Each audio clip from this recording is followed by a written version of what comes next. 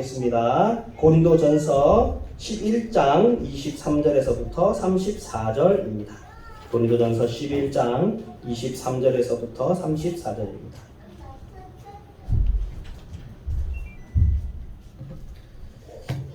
고린도전서 11장 23절에서부터 34절입니다.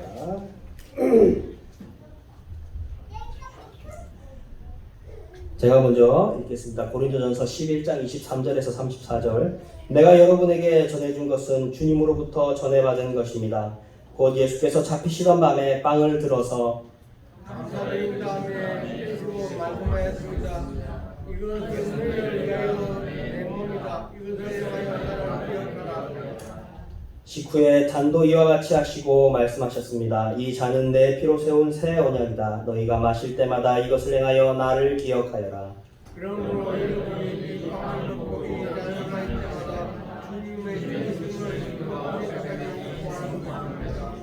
그러므로 누구든지 합당하지 않게 주님의 빵을 먹거나 주님의 잔을 마시는 사람은 주님의 몸과 피를 범하는 죄를 짓는 것입니다. 그러니 각 사람은 자기를 다스려야 합니다. 그런 다음에 빵을 먹고 그 잔을 마셔야 합니다. 몸을 분별함이 없이 먹고 마시는 사람은 자기에게 내릴 심판을 먹고 마시는 것입니다. 이 때문에 여러분 가운데 몸이 약하지 않은 사람과 죽은 사람과 존재한답니다. 우리가 스스로 살피면 심판을 받지 않을 것입니다. 그런데 주님께서 우리를 하시고 하십니다. 우리가 하십니다. 함께 하십니다. 그러므로 나의 형제자매 여러분이 먹으려고 모일 때에는 서로 기다리십시오.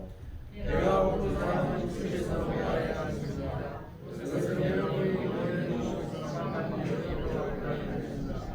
그 밖에 많은 분들은 내가 가서 말하겠습니다. 아멘. 오늘은 성령 강림절입니다. 성령 강림절은 마가다락방에서 예수님의 제자들이 성령을 구하면서 간절히 기도할 때, 그때 오순절날이었죠. 오순절날 성령님이 그 가운데 임하신 날, 그날을 기념하는 날입니다. 그러니까 오순절이 성령 강림절이다라는 것이죠. 오순절은 구약의 77절입니다. 77절. 구약의 77절이 신약에 오면 오순절인데 77절이 뭐 하는 날이냐면은 보리 추수를 감사하는 날입니다.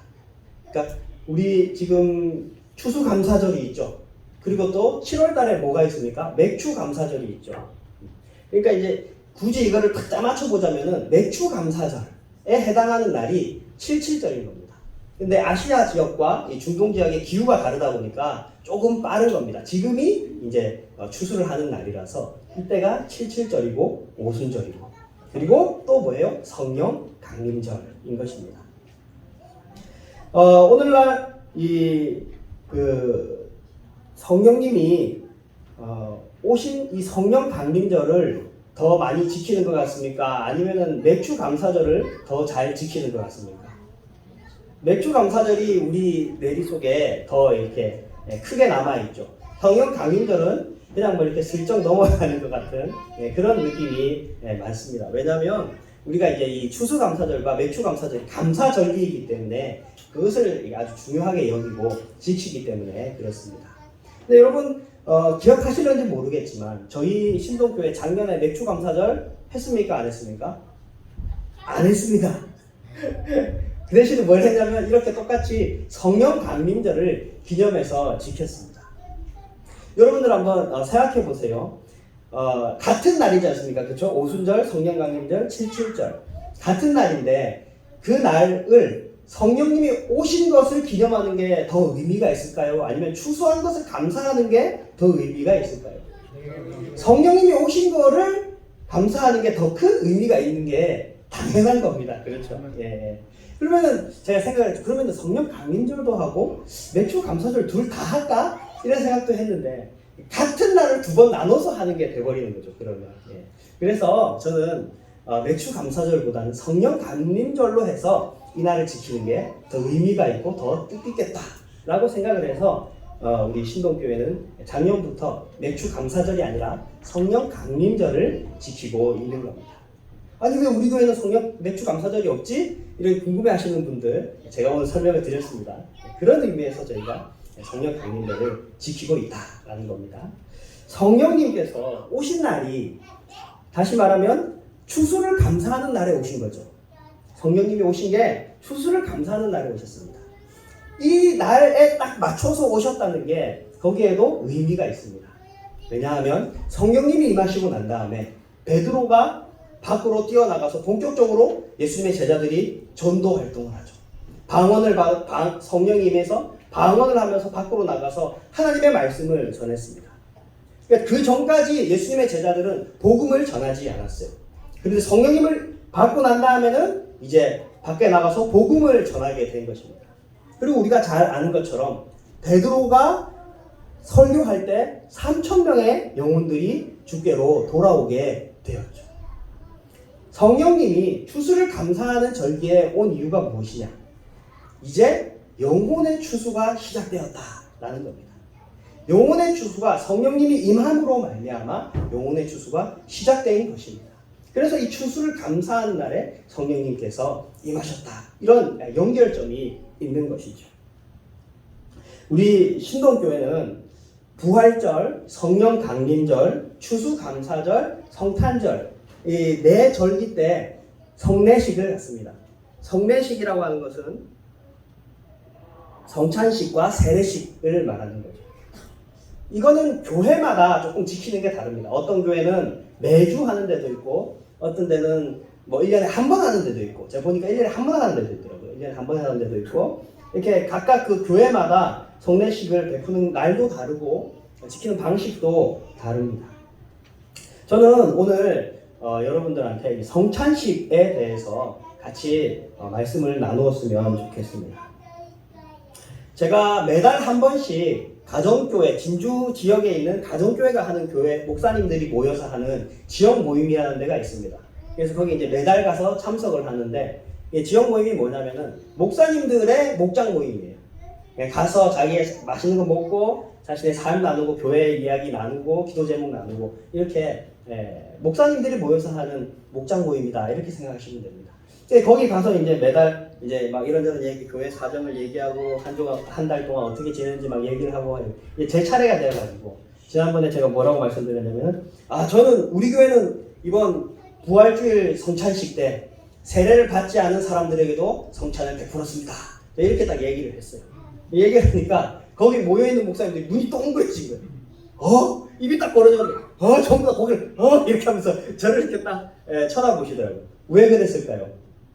한국 교회 전통에서는 세례를 받은 사람만이 성찬을 받을 수 있기 때문에 그렇습니다. 근데 세례도 받지 않은 사람한테 성찬을 줬다 그러니까 목사님들이 다 깜짝 놀라가지고 저를 이렇게 쳐다보는 거죠.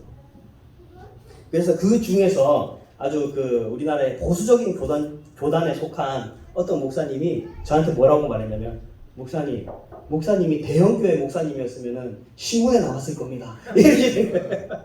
신문에 나왔을 겁니다. 그리고 그 정도로 그분의 세계관 속에서는 굉장히 충격적인 그런 일인 거죠. 어떻게 세례를 받지 않은 사람한테 성찬을 베풀 수가 있느냐? 그러면은 안 되는 거 아니냐? 이런 생각이 있는 거죠. 근데 저는 그 얘기를 듣고 뭐 기분이 나쁘거나 그러진 않았습니다. 어느 정도 그 반응을 예상도 했고 그리고 제가 성찬을 베푸는 것에 있어서 제 신앙 양심에 전혀 꺼리낌이 없기 때문에 그렇습니다. 교회가 그동안 세례교인 이상에게 성찬을 베푼 이유는 우리가 읽은 그 고린도전서 11장 말씀에 기초해서 그렇습니다. 27절에서부터 34절까지 보면 그러니까 쉽게 말해서 함부로 주님의 떡과 그 포도주를 마시면 안 된다. 함부로 주님의 피와 살을 마시면 안 된다. 함부로 마시면 그것은 죄를 짓는 일이다. 이렇게 가르치고 있기 때문에 그렇기 때문에 함부로 이제 줄 수 없어서 세례교인 이상에게 주님 자신의 믿음을 공개적으로 고백한 세례교인 이상에게만 이 성찬을 베풀었던 것입니다. 맞습니다. 주의 만찬인 이 성찬은 주님의 피요 주님의 살입니다. 그렇기 때문에 함부로 아무나 먹고 마셔서는 안 됩니다. 아무것도 모르고 아무 생각 없이 먹고 마신다면 말 그대로 그것은 죄를 범하는 일이 될 것입니다. 그런데 제가 세례받지 않은 모든 신동교회 성도님들에게 세례를 베푸는 이유는 성찬을 함부로 먹고 마셔도 되기 때문에 하는 것이 아닙니다. 그게 아니라 제가 모두에게 성찬을 베푸는 이유는 세례를 받은 사람이든 받지 않은 사람이든 모두에게 하나님의 은혜가 필요하기 때문에 그렇습니다. 성찬은 하나님의 은혜의 수단입니다. 여러분 지금 제가 설교를 하지 않습니까? 설교를 통해서 하나님이 설교를 통해서 여러분들에게 은혜를 베푸시죠. 성찬도 마찬가지입니다. 성찬 예식을 통해서 여러분들에게 은혜를 베푸시는 겁니다.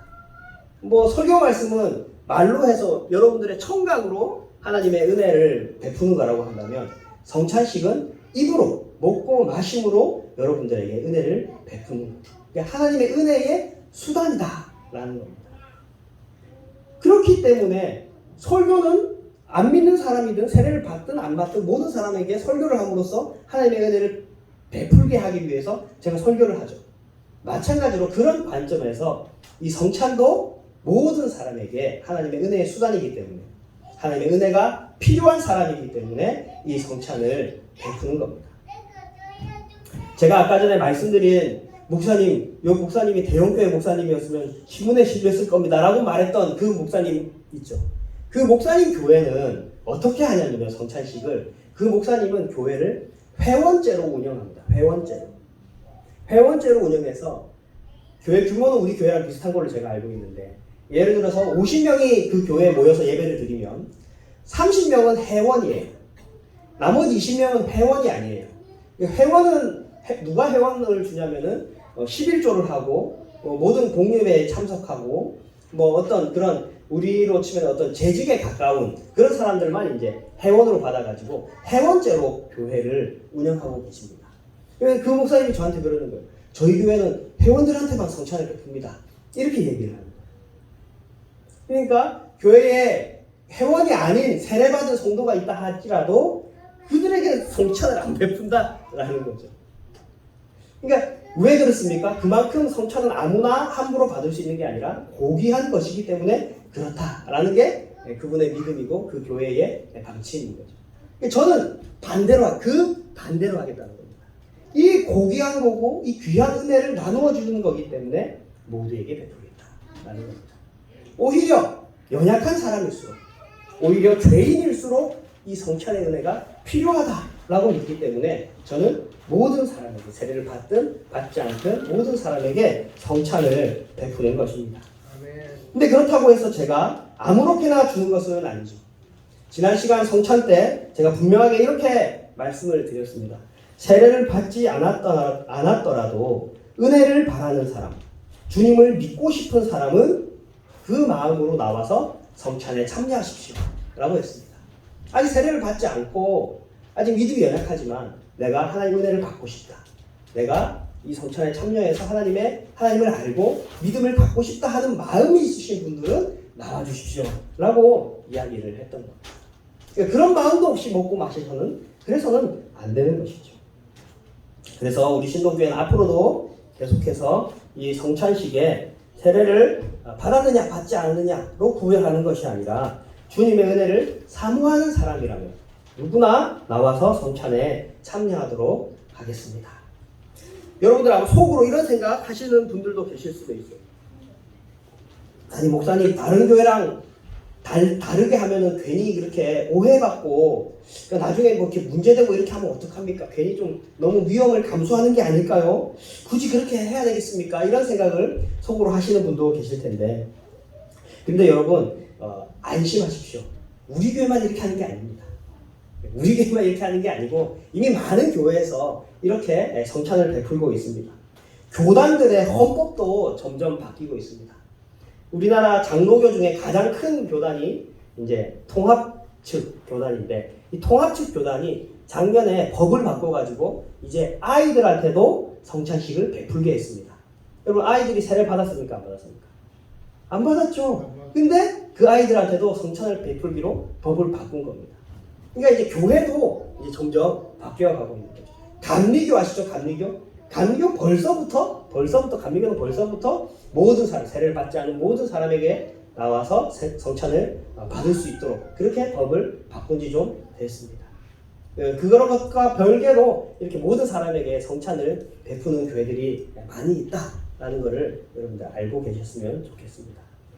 아까 맥주 감사절도 우리 교회에서 지키지 않고 성령 강림절 지키는 이것도 여러분 제가 뭐 어느 날 갑자기 뿅 아이디어가 나와서 이런 게 아니고 이미 많은 교회에서 더 그것이 더 의미가 있고 그게 더 뜻깊다라고 해서 이미 많은 교회에서 맥주 감사절을 지키는 게 아니라 성령 강림절을 지키는 교회들이 많이 일어나고 있는 겁니다.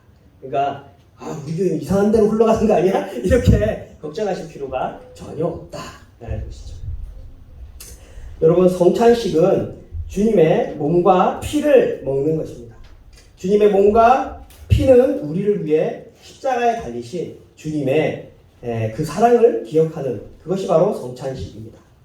우리가 흘려야 됐을 피를 예수님께서 대신 흘리시고 우리가 찢겨야 됐던 살을 예수님께서 대신 찢기셨습니다. 그것을 기억하고 기념하는 것이 바로 성찬식입니다. 여러분 음식을 먹으면 그 음식이 내 몸에 들어와서 어떻게 됩니까? 내 살과 내 피가 되죠. 그 음식이 나와 하나가 되는 겁니다. 그 음식이 내 살이 되고 내 피가 되고 내가 활동할 수 있는 에너지가 되죠. 성찬식은 예수님의 피와 살입니다. 예수님의 피와 살을 내가 먹는다라는 건 뭐겠습니까? 내가 예수님과 하나가 된다라는 겁니다. 내가 예수님과 하나가 된다는 것이고 내가 활동하는 이 에너지, 이 힘이 예수님으로부터 왔다라는 겁니다. 그런 의미가 있는 것이 바로 성찬식이다라는 것이죠. 그래서 주님의 이 성만찬은 주님과 내가 하나 되는 놀라운 은혜의 예식인 것입니다. 이 주일 아침에 이 놀라운 은혜에 여러분들을 초대합니다.